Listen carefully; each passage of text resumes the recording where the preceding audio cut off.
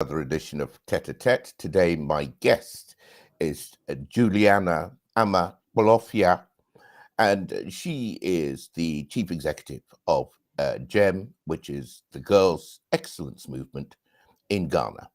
And let me just introduce the topic that we are going to look at today. By the way, a hail and hearty welcome to you, Juliana. Thanks for joining us. Thank you. Thank you for having me. Okay, so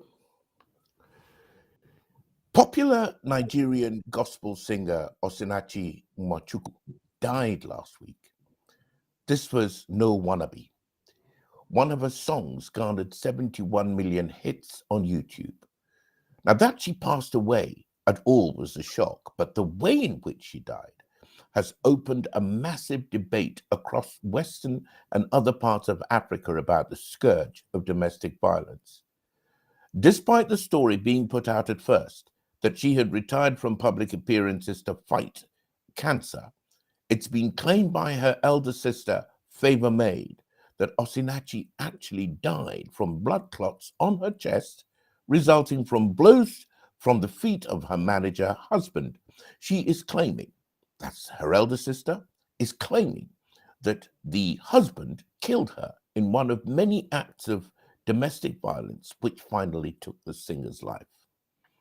The story surrounding her sad passing is one of collusion, minimization, denial, and the desire to present the image of her church as an institution in which you stay in your marriage no matter the cost or the consequences. Said Sister Favor Maid, before now, we had told her to come out of the marriage. We told her that they were not divorcing, just separating.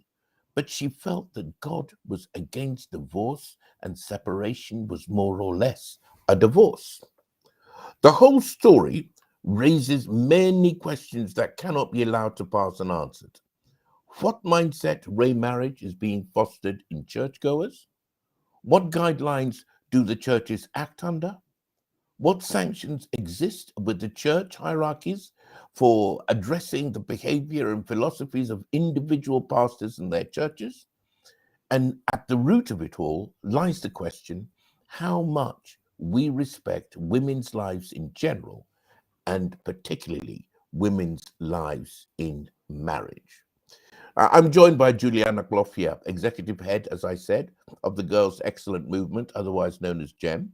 It's a Ghanaian NGO which aims to foster self-esteem and positive mindsets in young women. Jules, thanks so much for taking the time to join us in the studio on this edition of Tete a Tete. What are we to make of this horrific story? How did it strike you at first? Thank you so much for having me on Tete a Tete. And the news of Osinachi's death, for me, it was a triggering moment. I felt triggered, one, as a woman, and then two, as someone who is on the field and gets to hear these stories from girls' perspective. So it was really a triggering and a sobering moment. So the overall question I'm asking is, does religion make African women more vulnerable or stronger? Do pastors and the church in Africa make women vulnerable to domestic abuse, in your opinion? Yes, Why? to a large extent. Yes, because abuse thrives on silence, timidity, and fear. Now, these three things are things that the church values and preaches as virtues in women. So women who remain silent in the face of oppression are martyred. Women who remain timid are described as humble and so are revered as being virtuous. And then women who fear authority are revered or celebrated as women who are humble and have the virtue. So with these three things, that actually creates a very enabling environment for abuse on one hand, being praised and hailed in the church on the other hand. It's only natural that I believe and will say that the church actually makes its women vulnerable to abuse. Okay. Is it possible that when women actually enter a church congregation, they may have thoughts of their own independence, high self-esteem, self-motivation, and so on, and then enter the church only to have these, what I would consider positive constructs, smashed down because of what you see as the virtues that the church holds up for women? Is it possible for women to actually regress by joining the church? Yes, it is. That is how come you will have very, very highly educated women and who are very committed church and very subjective to church doctrines endure abuse. And then you would have very quite not highly educated women who are outside the church who will not tolerate abuse to the 0 degree. So it is the church, the rule. So it's when you enter the church, it preaches the things that God wants us to do as his children. And then preaches keeping quiet, subjecting to authority regardless of whether that authority is hurting you or not, as a way to heaven. So if I really want to go to heaven, then it is imperative for me to actually subject to the rules and the pathway that has been laid by the church for me to use to go to heaven. Okay. So that's why when women get into the church and they speak up, they are branded rebellious. And rebellious people, the Bible never showed us any rebellious person who went to heaven. Fascinating. Absolutely fascinating. So,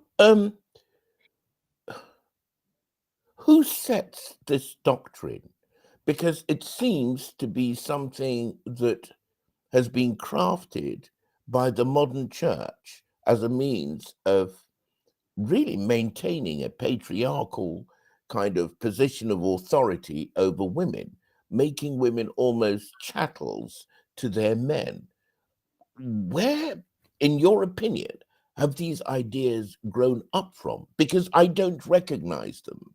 I'm a couple of generations perhaps older than you, but I don't recognize these values in my youth. Yeah. How did we get here? I think we got here from colonialism. Okay. Because when you get deep to the history of our culture, our traditional culture revered women. Yes. But then because the colonial master used religion as a tool of control, it's been translated to us because we are practicing the same religion they brought to us. We imbibe it and we try to interpret it the best way we can. It's become a tool of control. And there's a saying that abuse people abuse others. So if somebody has been controlled by that tool and then they get hold of that tool, it is only natural that they will use the same tool to control others. Now, the reason why women tend to be very controlled in the church stems from the beginning story, the creation story that the church told.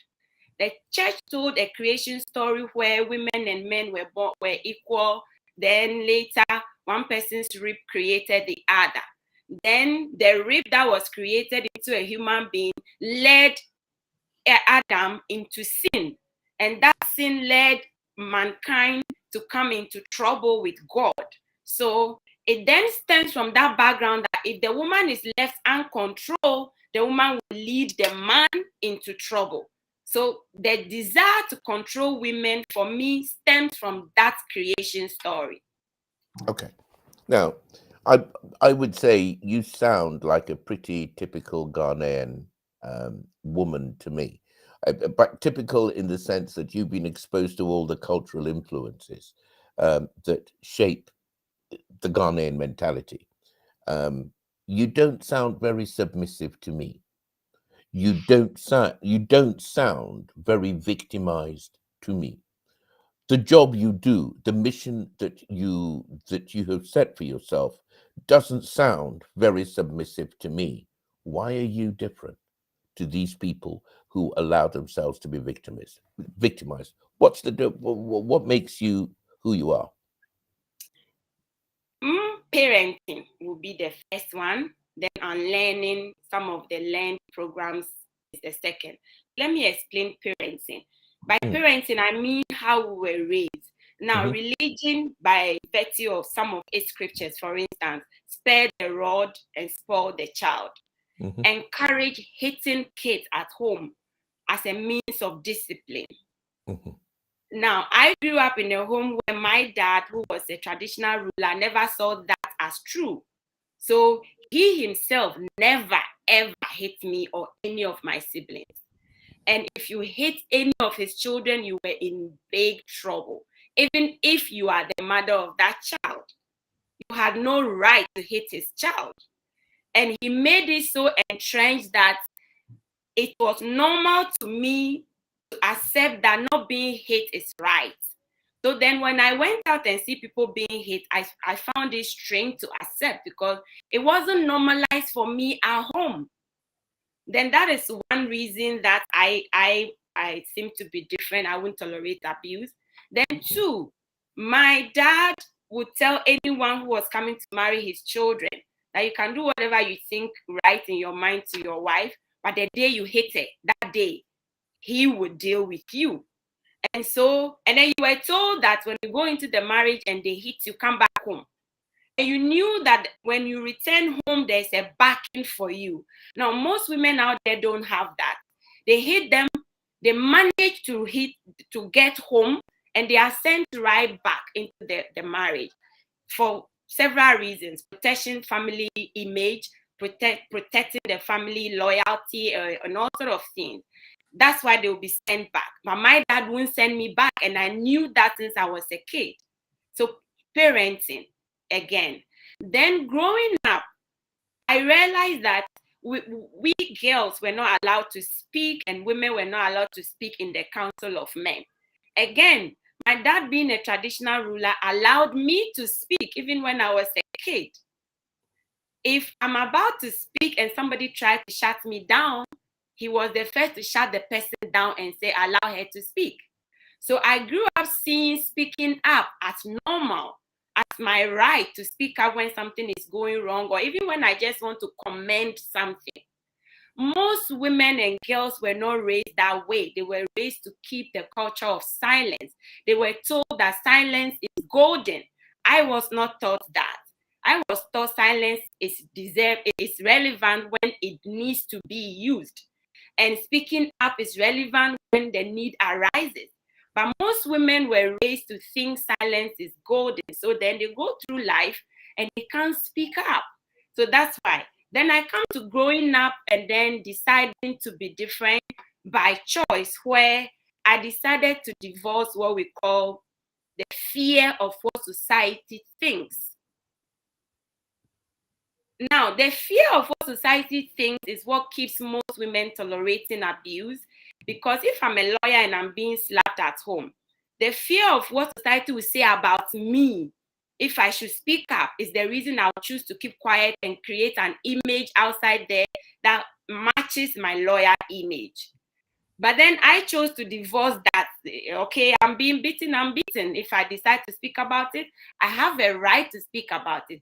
And it doesn't diminish what I have accomplished. So it takes a lot of unlearning to get to that stage. Now, let me buttress that point about abuse being normalized in homes. You have this girl that the father slaps all the time and says, I love you, that's why I'm slapping you. That girl grows into a woman who enters into marriage, and society expects her to see slap as wrong. When the most important man in her life, the first introduction of manhood, her father, the icon of her protection, slaps her and calls it love, then it's only natural, it's logical that girl will grow into a woman who won't see abuse at the first instance as wrong. Okay. Okay. Let me, I mean, you're breaking this down so that it's comprehensible to a 6-year-old. So if we're talking about our parental role models and how we start off in our early lives, clearly there is an obligation for parents to review the way they parent their children. Exactly. Fathers as protective figures and how they use, male authority, and mothers also as nurturing figures and how they protect their children from excesses by other people. But let's go further out into society. Do you think that there is a role that government and other social institutions should be playing that they're not playing properly at the moment? Absolutely. Government has a responsibility to protect its citizens, women inclusive. So if the woman is being battered, then it's the responsibility of government together with the general society to find ways to protect women. Now, what I see coming up in the wake of Osinachi's unfortunate death is that we place responsibility at the doorstep of the victim, and we are like, victims should leave. Yeah, leaving is okay, but leave and then what? What about those who left and were still chased and killed or maimed? So then government has a responsibility to make rules that protect women, make punishing the offense or the crime of wife battering very stringent so that it deters others from taking that path. Government has a role to have trauma centers created so that boys who were battered as kids, who like in the case of the late Osinachi's children, their dad has normalized abuse to them. News report out there says that he actually even makes them engage in abusing their mom. These are damaged children already. And when they grow up without therapy, they are going to go into abuse because it is the only thing they know. So government needs to have trauma centers where boys go to be taught how to manage their emotions, how to deal with anger, self-mastery, and other topics. That is one. Government also needs to have shelters so that when women are battered and they choose to leave, they can live into safety and protection at these shelters. And then these women again receive therapy so they don't repeat the cycle of going into abusive relationships. Because when they leave and there's no therapy to heal them, they go back and the only cycle they know is abuse. So they will end up with another abusive partner, and society then shames them for being the one making wrong choices. So government has a role, a preventive role, and a proactive or a reactive role. The reactive role is we have centers, shelters, and laws to deal with perpetrators and to protect victims. Then the preventive role is to have parenting structures changed so that if you slap your child at home, government should have something to tell you about it. So that slapping becomes a crime in a way that protects children from normalizing abuse. Okay.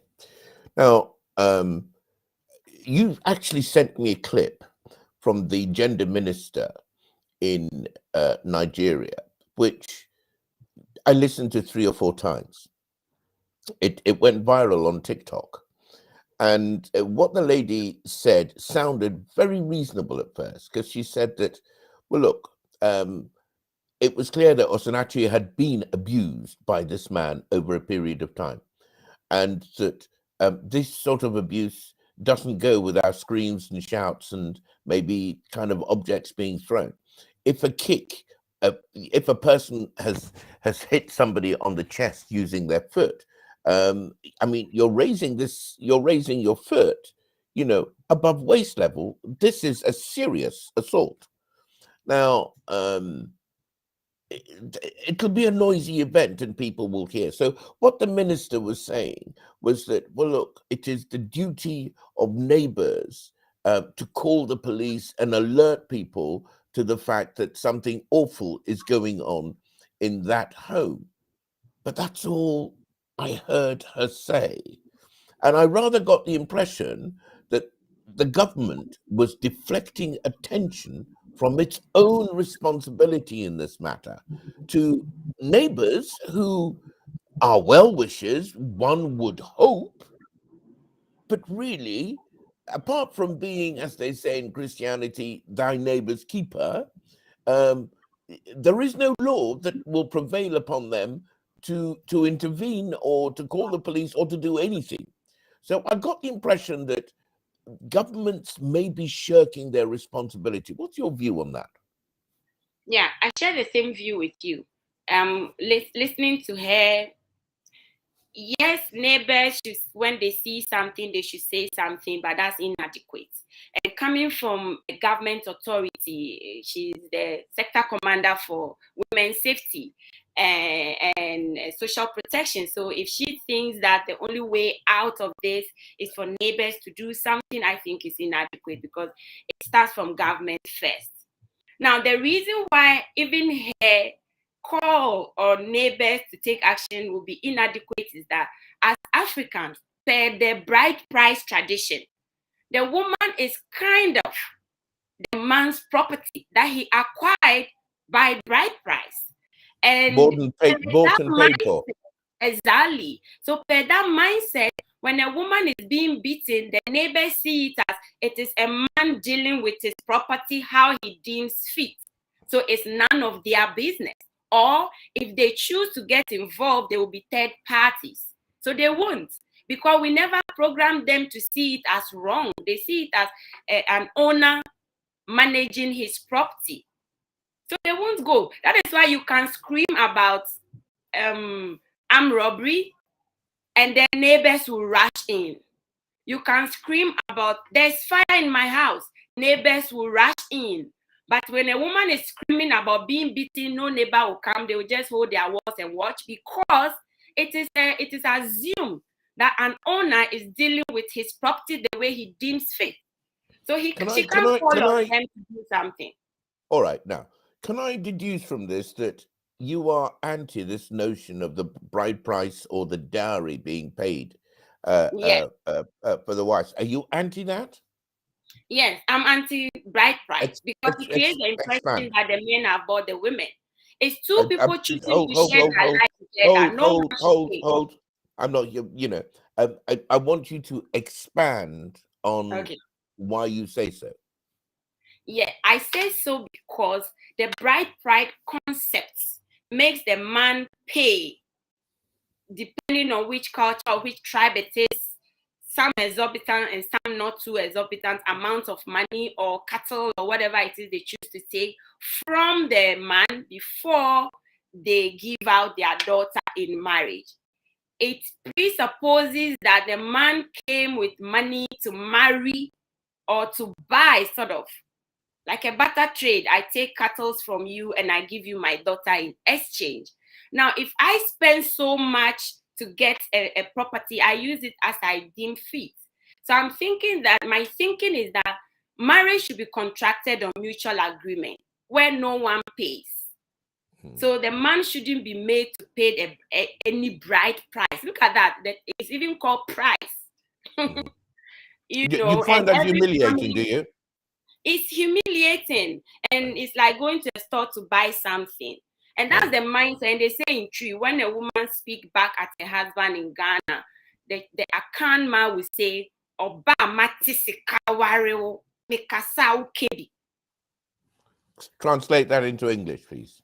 Loosely translated into English to mean that the woman that I took my hard-earned money to marry, if I talk, you dare talk back at me.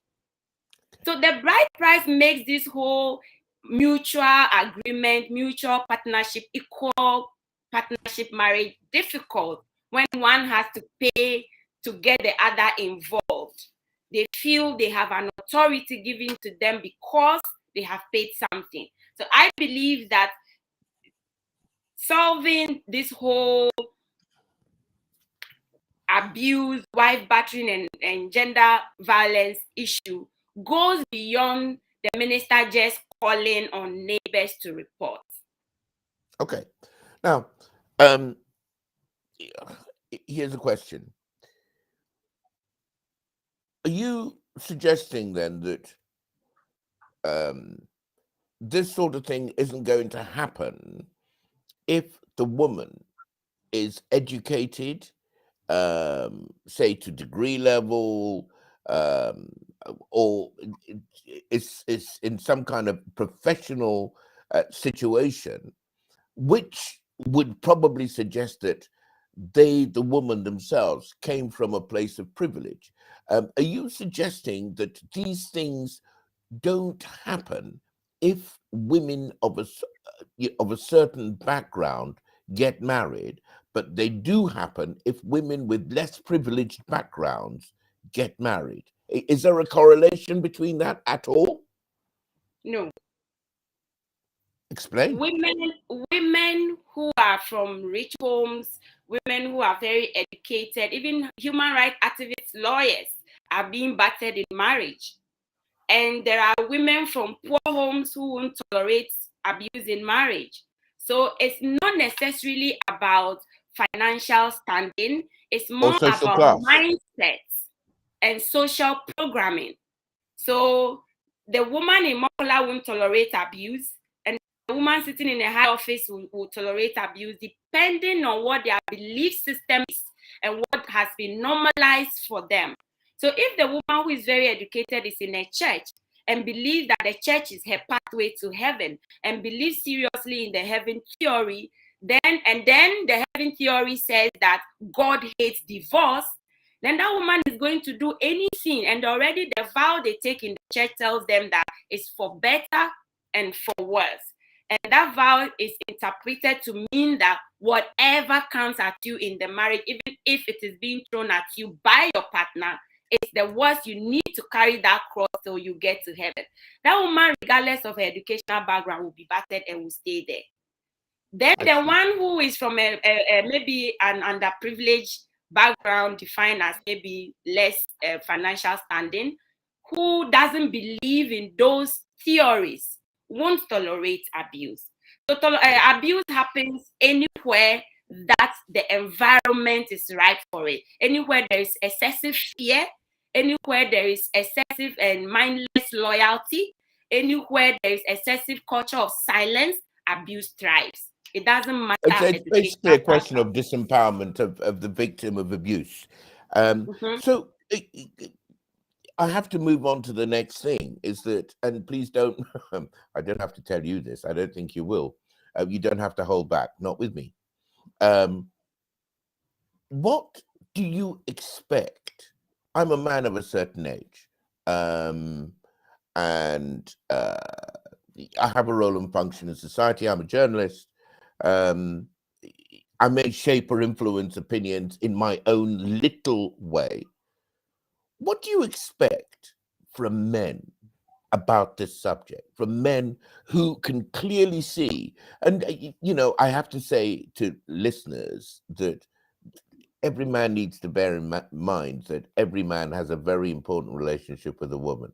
That's your mum. Without your mum, you couldn't be here.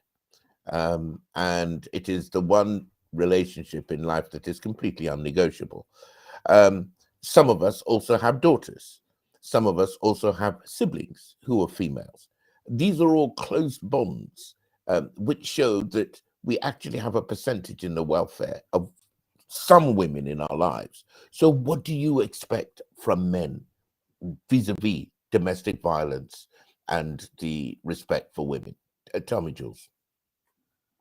Yes, from men, it starts from parenting. I would expect from fathers to take the parenting role seriously and Mhm, engage.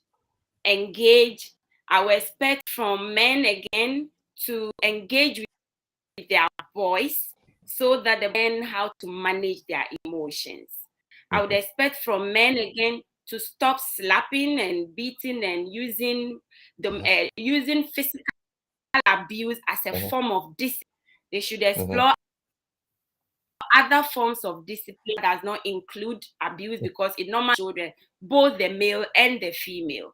Then I will expect the mhm, men on the pulpit to start speaking seriously against domestic violence. And on the other hand, I would expect them to stop covering it up when the women boldly speak up about it or bring it to their attention. They should deal with it seriously. I would expect the men in government and in their decision-making rooms to make policies that deters the abuse from happening. Again, to create shelters, safety shelters that exist in other Western countries for the women to be able to live, to go to. Then, as leaders, policymakers, like the gender minister we heard from, I would expect the men in those fields to advocate, to create campaigns that kind of sensitizes society in general about the dangers of abuse and how it doesn't end up with only the woman. It ends up damaging her children as well and society in general. So we need to create awareness Okay. as So, well. so one of the things I notice, I have to say this, is that there is the silence from men when these things happen is deafening. By the way, I think this would be a good point to share a picture. So I'm going to try and share my screen with this. Right, if you can see that, the lady Yes, I who's can. passed away is the person on the screen. Can you see that, Juliana? Yes, can. Terrific. So that is Osinachi Nwachukwu, born 1979, died 2022, about 42 years old. A woman, by all accounts, with an absolutely amazing voice. And I mean, one of her songs hit 71 million listens on YouTube. That's a superstar by any stretch of the imagination. She was also known across West Africa and in other African countries. Now, one would have thought that her celebrity status, which you acquire with her kind of talent, would garner her a degree of protection from this kind of abuse, but sadly not. And one of the things that actually shocks me is that men do not spontaneously stand up and speak out about this. And I'm talking particularly men in patriarchal roles. That would be men in professional, middle class, political, social leadership roles, though not exclusively them. But these are people are going to have the public's attention. What shocks me is the silence of such men. And I'm going to stop sharing my screen now and come back into the studio. I'm going to ask Juliana, I've asked you what you told, what you want them to do. If you could speak to me as a representative of a man, what would you say? I will tell you that I know that before then, you are not a typical man. Sorry? I could tell you are not a typical man. What, really? Well, I hope in a good way. So I don't know. Let me put an image of a typical man on your face so I can speak to the person. Okay. Okay, so I'll be saying that I know when you hear about abuse or someone being slapped, especially a wife being slapped, it doesn't necessarily hit you as wrong. That's because abuse is normalized by experience, observation, and reinforcement. Now, experience by watching it being done around you. Your mom was being beaten, your auntie was being beaten. You go out to town, your cousin's mother is being beaten, so you think it's normal. So by observation, it's been normalized to you. By experience, you've been slapped yourself several times for some very flimsy mistakes as a child. So then, by experience, you've normalized abuse. And by reinforcement, religion tells you that you are the head and you're supposed to control your home. So by control, since you already haven't been taught how to manage your emotions, when you want to exert control and your object of control wants to resist, you dominate. So you try to hate in a way to subdue, because when you were growing up, you were hit to be able to submit. And by being hit, the person who hits you got submission out of you. So you've normalized it. Yes, I understand where you are coming from. But what we are saying is that it's wrong. It is wrong that it was done to you. It is wrong that you were not protected and you experienced it. It is wrong that it is being reinforced for you in the church or the mosque. It is wrong. And we are saying, now that you know and you understand, you can see from Osinachi's death that it takes away valuable assets from this world. It could have taken away your daughter or your sister's life. We say it's wrong. And we are calling on you to add your voice to say it's wrong. When you are in a group of men and you know a colleague who slaps the wife, tell them it's wrong and share your view on why you think it's wrong. And when you are raising your boys, let them understand it's wrong. Let your daughter understand it's wrong. So when she's hit, tell her to run back to you and you protect her. All we are saying is that we know you don't deliberately go out there to hit somebody. But because it's been normalized to you and you've been raised to believe that you have a right to do it and it's justified, now you know it's not justified. So please be an advocate. Lend your voice.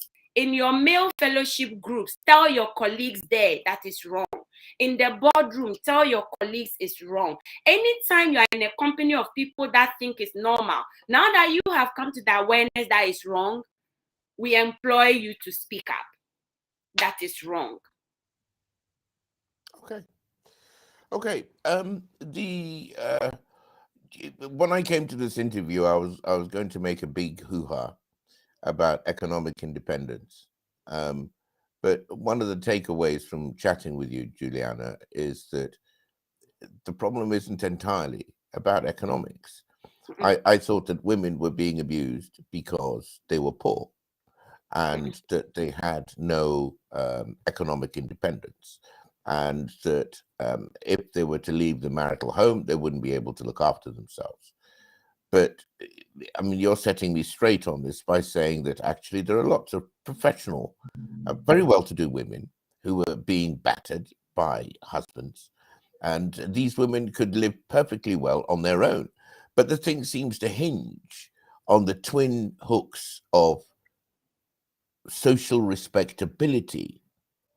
I mean, there is this ridiculous kind of value attached to a woman not only being married, but also staying married at the cost of her damned life. Exactly. You know, there's that. And then there is the fact that it's a codependent relationship in that, you know, it's do you remember Tom and Jerry? You know that cartoon? Yes. Tom and Jerry? Yes. You know, first of all, it starts with a cat chasing the mouse. And then after a while, they go around in such a blur, and the whole thing becomes a blur. You can't tell who is chasing who after a while. It's just a blurry circle. It becomes like that. It's that men get abusive, women get submissive, men get more abusive, women get more submissive, and the whole thing becomes an absolutely vicious circle. And when it comes to asking someone to take responsibility for this, everybody you ask points to the next person. For example, what about the churches? What about the churches? What part can they play in all of this? And the church hierarchy and the church authority. I noticed, actually, I checked. I found very little by way of a statement coming forward for them, encouraging their pastors to steer away from this kind of male chauvinist mentality regarding women in marriage. So you ask the churches, they pass the buck to somebody else. You ask the politicians, they pass the buck to the neighbors. You ask the men, they pass the buck to their society. They say, oh, well, it's my culture. You ask the culture, but nobody's taking responsibility for that. So it is like this Tom and Jerry thing where the thing goes round and round and round in circles. Meanwhile, the women are being battered. The women are being abused. This 42-year-old woman, she's got 4 children. There are 4 children have been orphaned by this ridiculous thing. And it took days for the alleged perpetrator to even be arrested and put in custody. So, I think that, there are a lot of issues to take away here. What would be your final takeaway, suggestion, a thought about what we can do about this? So like you said, it's a cycle, and to break the cycle, we all are involved.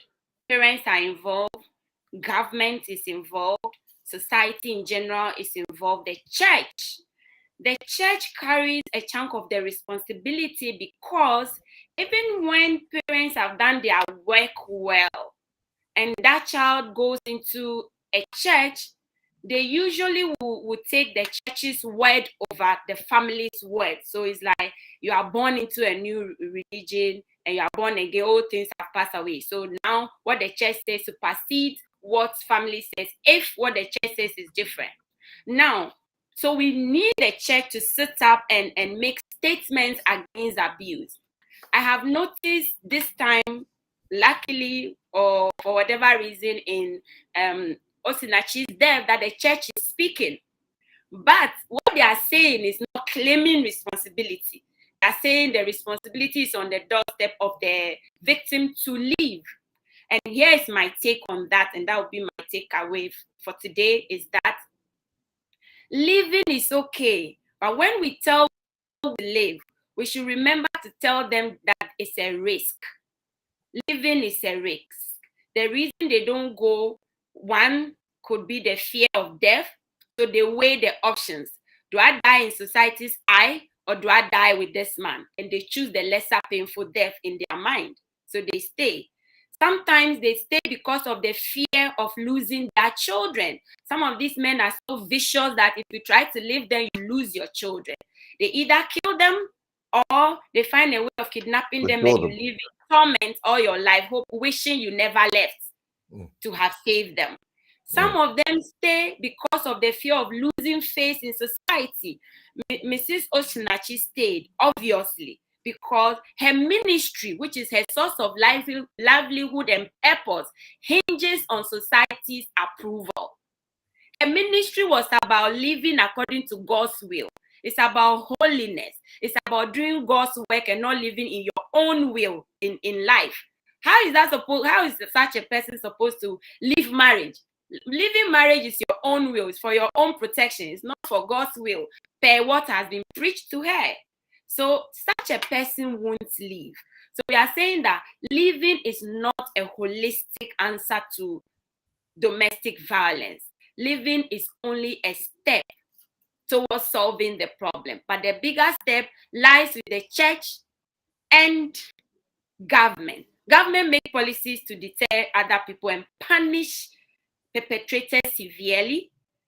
Church preach against abuse, and when it is reported, stop covering up and act upon it. And then we, the general society, when our friends leave marriage, let's embrace them. Let's rally around with support. And when our friends leave marriage and they have financial difficulties, let's reach out and support them financially for those who needed that, so that together we cannot stop this vicious cycle of killing women needlessly. It doesn't only kill women, it damages their children. These 4 boys, these 3 boys and a girl, are damaged. They need serious therapy to be able to heal. Otherwise, they will go on and perpetrate the cycle of abuse, because that's all they know. Okay. Well, that's very articulately put and very roundly put. And all that remains, Jules, is for me to say thank you so much for joining me on Tete a Tete today. We've been talking about whether religion makes African women more vulnerable than strong. So it's been a great conversation. Thank you very much. And you must come again. Good luck with the Girls Excellence Movement. Okay. Thank you for having me. See you again. No, it's a pleasure.